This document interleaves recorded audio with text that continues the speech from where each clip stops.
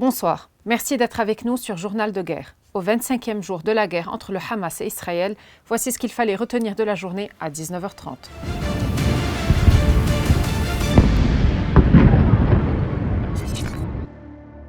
Nous commençons avec la situation à la frontière libano-israélienne.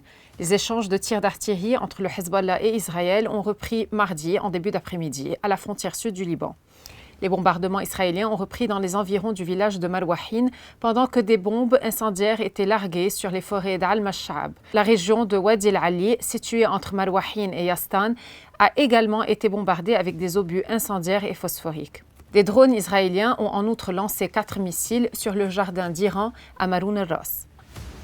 Le bilan humain depuis le début de la guerre à 19h30 heure de Beyrouth. Du côté israélien, près de 1450 morts ont été recensés par l'État hébreu et du côté de Gaza, 8900 personnes ont été tuées selon le ministère de la Santé à Gaza, soit près de 600 nouveaux morts en 24 heures. Le porte-parole du Fonds des Nations Unies pour l'enfance, l'UNICEF, James Helder, a affirmé à la presse à Genève que Gaza est devenu un cimetière pour les enfants, notant que près de 3542 enfants ont été tués depuis le 7 octobre. Le ministère de la Santé de Gaza, contrôlé par le Hamas, a annoncé mardi qu'au moins 50 personnes avaient été tuées lors d'un bombardement israélien dans un camp de réfugiés du nord de la bande de Gaza.